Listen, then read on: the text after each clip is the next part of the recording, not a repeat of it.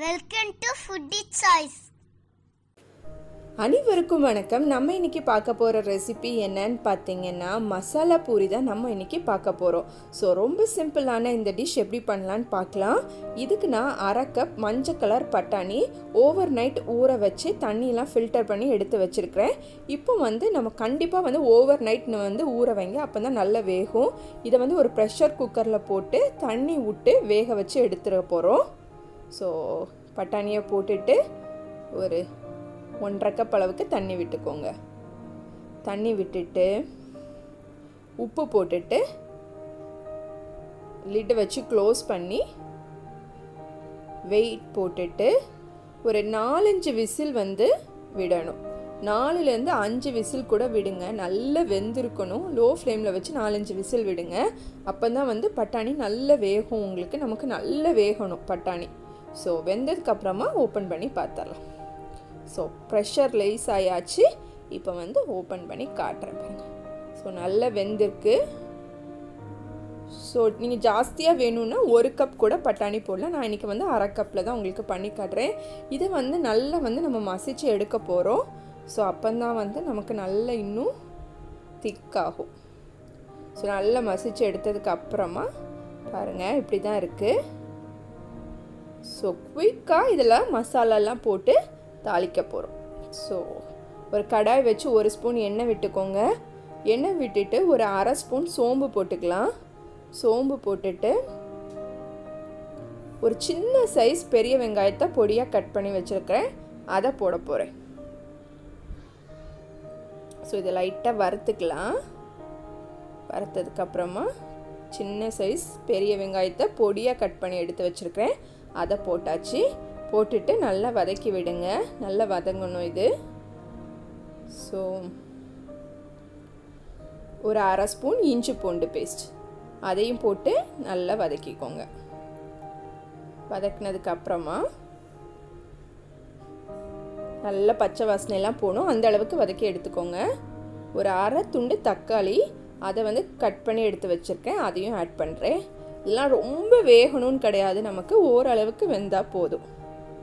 So இப்போ இதெல்லாம் வெந்தாச்சு. நம்ம மசிச்சு வச்சுருக்கிற அந்த பட்டாணி அதை இதில் ஆட் பண்ணிடலாம். ஆட் பண்ணிவிட்டு மிக்ஸ் கொடுத்துருங்க. ஸோ நல்லா மசிச்சு விட்டுக்கலாம். மறுபடியும் உங்கள்கிட்ட மற்ற ஏதாவது இருந்தால் அதை வச்சு கூட நீங்கள் மசிச்சு எடுத்துக்கலாம். இப்போ நான் மறுபடியும் ஒரு 3/4 கப் அளவுக்கு தண்ணி விடுறேன். ஸோ எனக்கு இந்த அளவுக்கு கன்சிஸ்டன்சி வேணும். இப்போ காரத்துக்காக மிளகாய்த்தூள் 1 ஸ்பூன் போடுறேன். அப்புறமா 1/4 ஸ்பூன் மஞ்சள் தூள்,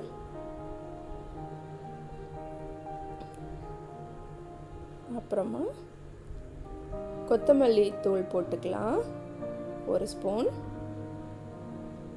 ஸோ உங்களுக்கு காரம் நிறைய வேணும்னா கூட கொஞ்சம் மிளகாத்தூள் போட்டுக்கோங்க. ஸோ எல்லாத்தையும் போட்டுட்டு இப்போ ஒரு 1/2 ஸ்பூன் கரம் மசாலா தூள் போடுறேன். போட்டுட்டு நல்ல ஒரு மிக்ஸ் கொடுத்துடலாம். மிக்ஸ் கொடுத்துட்டு டேஸ்ட் பண்ணி பாருங்கள், உப்பு காரம்லாம் கரெக்டாக இருக்கா. உங்களுக்கு எக்ஸ்ட்ரா வேணும்னா போட்டுக்கோங்க. ஸோ நான் கொஞ்சம் உப்பு போட்டுக்கிறேன் ஃபைனலாக. போட்டுட்டு ஒரு மிக்ஸ் கொடுத்து நல்லா இது கொதித்ததுக்கப்புறமா கொஞ்சம் கட்டியாக இருக்குல்ல, இந்த மாதிரி இருக்கணும். ஸோ ரொம்ப சூடாக இருக்கணும், அப்போ தான் நான் பூரியில் விடும் போது நல்ல டேஸ்ட்டாக இருக்கும் நமக்கு. ஸோ உப்பு காரம்லாம் கரெக்டாக இருக்குது. ஸோ இப்போ என்னெல்லாம் எல்லாம் எடுத்து வச்சாச்சு. நம்ம ரெடி பண்ணது பூரி, ஓமப்பொடி, கொத்தமல்லி இலை, அப்புறமா கொஞ்சம் வெங்காயம் இவ்வளோ கட் பண்ணி எடுத்து வச்சுருக்கோம். ஸோ எப்படி அரேஞ்ச் பண்ணலான்னு பார்க்கலாம். ஒரு பவுல் எடுத்துக்கோங்க. ஃபஸ்ட்டு இது நம்ம ரெடி பண்ணி வச்சுருக்கிற அந்த மசாலா. இது கடையில் வாங்கின பூரி தான். அதை இப்படி ஒரு லேயர் நொறுக்கி போட்டுக்கலாம். கொஞ்சம் ஒரு 5லேருந்து 6 பூரி நொறுக்கி போட்டுக்கோங்க. போட்டதுக்கப்புறமா நம்ம ரெடி பண்ணி வச்சுருக்கிற மசாலாவில் எடுத்து இப்படி சுற்றி எல்லா இடம் படுற மாதிரி ஊற்றிக்கலாம். மறுபடியும் கொஞ்சம் பூரியை உடைச்சி போட்டுடலாம். இப்படி உடைச்சி போட்டதுக்கப்புறமா ஓமப்பொடி சுற்றி போடணும்.